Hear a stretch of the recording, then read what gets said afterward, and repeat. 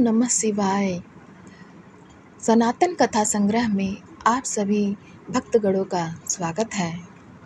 सावन की शिवरात्रि 23 जुलाई 2025 को पड़ रही है।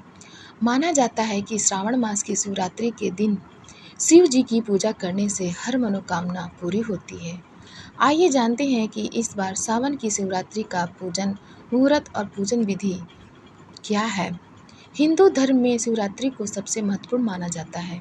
वहीं श्रावण मास की शिवरात्रि भी खास होती है, जिसे श्रावण शिवरात्रि के नाम से भी जाना जाता है। हिंदू पंचांग के अनुसार शिवरात्रि श्रावण मास के कृष्ण पक्ष की चतुर्दशी तिथि को मनाई जाएगी। शास्त्रों में ऐसा कहा गया है कि सावन की शिवरात्रि के दिन व्रत करने से भगवान शिव अपने भक्त का हर मुश्किल काम आसान कर देते हैं। इस बार सावन की शिवरात्रि 23 जुलाई 2025 को बुधवार को मनाई जाएगी। चलिए जानते हैं कि सावन शिवरात्रि क्यों मनाया जाता है, इसके पीछे की पौराणिक कथा क्या है। कथा के अनुसार चित्रा भानु नाम का एक शिकारी जंगल में जानवरों का शिकार करके अपना घर चलाता था। शिकारी के ऊपर साहूकार का बहुत सारा कर्ज था और कर्ज ना चुका सकने के कारण एक दिन साहूकार क्रोधित हो गया। उसने चित्रभानु को बंदी बना लिया था। जिस दिन साहूकार ने उसे बंदी बनाया था वह शिवरात्रि का दिन था। बंदी रहते हुए शिकारी भगवान शिव से जुड़ी महिमा की बातें सुनता रहा। वहीं उसने शिवरात्रि व्रत की कथा भी सुनी। शिकारी का पूरा दिन ऐसे ही गुजर गया। शाम को साहूकार ने चित्रभानु को कर्ज चुकाने के लिए एक दिन का समय दिया और उसे छोड़ दिया। कर्ज चुकाने के लिए चित्रभानु ने पूरा दिन बिना खाए पिए जंगल में शिकार ढूंढते हुए बिता दिया। शिकारी ने मचान बनाते समय पेड़ की कुछ टहनियाँ तोड़ी और संयोग से बेल पत्र के कुछ पत्ते शिवलिंग पर जा गिरे। इस प्रकार शिकारी ने दिन भर भूखे प्यासे रहकर अनजाने में ही सही पर शिवरात्रि का व्रत भी हो गया और शिवलिंग पर बेलपत्र भी चढ़ गया। रात्रि का एक प्रहर बीतने के बाद एक गर्भिणी मृगी तालाब के किनारे पानी पीने के लिए पहुंची।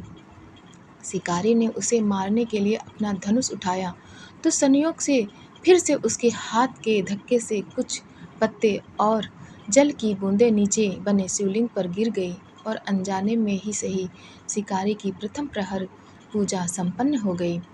मृगी शिकारी को देखकर बोली कि मैं गर्भ से हूँ और शीघ्र ही प्रसव करूँगी। मैं वादा करती हूँ कि बच्चे को जन्म देकर शीघ्र ही तुम्हारे पास वापस आ जाऊँगी, तब मुझे मार लेना। शिकारी ने उसे जाने दिया। थोड़ी देर बाद एक और मृगी वहाँ आई। शिकारी ने उसे देखकर धनुष पर बाण चढ़ाया। फिर से कुछ बेलपत्र उसके हाथ से नीचे शिवलिंग पर जा गिरे और इस तरह से उसकी दूसरे प्रहर की पूजा भी पूरी हो गई। इस मृगी ने भी विनम्रता पूर्वक शिकारी से निवेदन किया कि मैं थोड़ी देर पहले ऋतु से निवृत्त हुई हूँ, अपने प्रिय की तलाश कर रही हूँ। मैं वचन देती हूँ कि अपने पति से मिलकर शीघ्र ही वापस आ जाऊँगी, तब मुझे मार लेना। शिकारी ने उसे भी जाने दिया।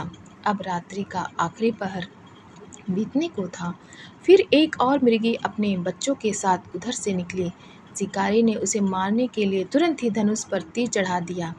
ये देख मृगी बोली, मैं इन बच्चों को इनके पिता को सौंप कर वापस लौट आऊँगी, तब मुझे मार लेना। शिकारी ने उसे भी जाने दिया।